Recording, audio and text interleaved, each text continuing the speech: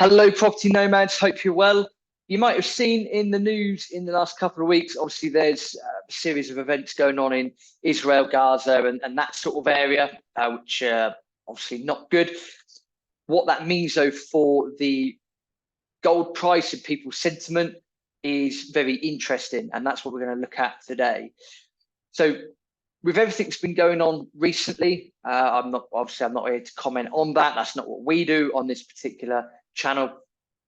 We've got to look at the macroeconomic side of it, and there's going to be a lot of uncertainty that's going to be created from these events. And there's something also, one other thing that's going on in the background that means that the gold price has been, and I quote, surging in the last week or so. And it's not necessarily what's going on in Israel and Gaza. So everyone's zero hedge. Apologies for all these adverts. It's zero hedge. So this comes from authored by Goldfix. It's quite a brief article, but it's quite poignant for one reason. So why is gold waking up, or why is the world waking up to gold as a formal replacement? There's a story by Reuters implying that China may issue gold bonds, and that is starting a realization that gold may finally be formally launched as a reserve asset, and the Chinese are at the forefront of this. Now, on the channel previously, we have said that in the last few years, well, even more than that, maybe the last 10, 15, 20 years, if you look at the flows of gold, where is the gold going from and where's it going to? You see that Russia and China have been buying tons and tons and tons of the stuff. Central banks normally know stuff before we do. I think that's a fair thing to say. And to look at all these statistics about why is the amount of gold flowing out to Russia, to China, to the East, basically. Do they know something that we don't know? Or are they planning for something that we just are not taking, that we just don't know about in the West? And this is what is starting to happen. So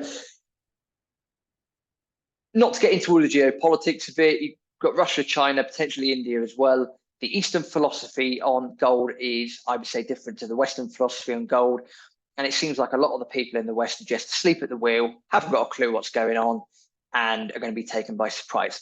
The people in the East are planning for this. They're being very meticulous with what they're doing.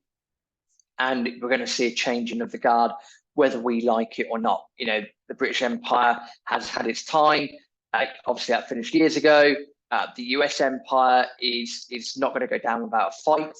And then this power is going to shift over to the East. Anyway, going back to this article, so here is the phrase that Reuters posted, and it is, and I quote, "In a war with the US over Taiwan, China would need to create a global network of companies under US sanctions, seize American assets within its borders, and issue gold-denominated bonds, according to Chinese government-affiliated researchers," end quote. So just by saying that and having gold-denominated bonds issued, and if there was war in Taiwan, which I would imagine is probably going to happen, then what that explains is why gold is going up. It's not necessarily gold is going up. It could be the dollar getting weaker.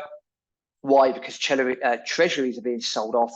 China continues to dump them along with the rest of the world at an accelerated pace. That's going to put pressure on the dollar.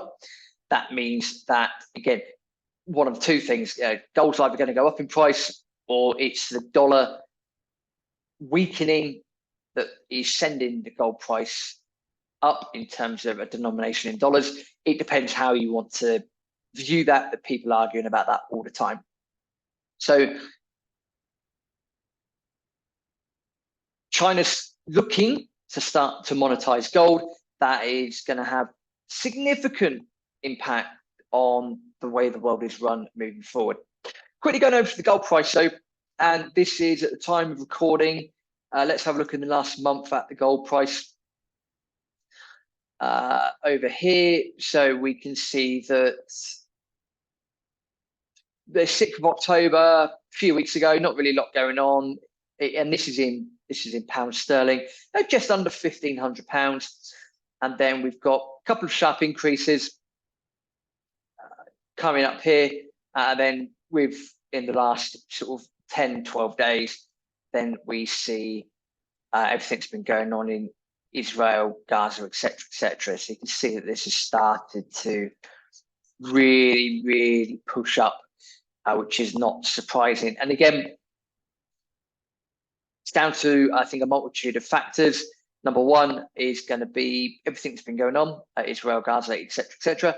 And then secondly, going back to this article, it's going to be also down to the fact that the world is probably starting to realize that gold may be formally launched as a reserve asset, and that's going to have fundamental impact moving forwards.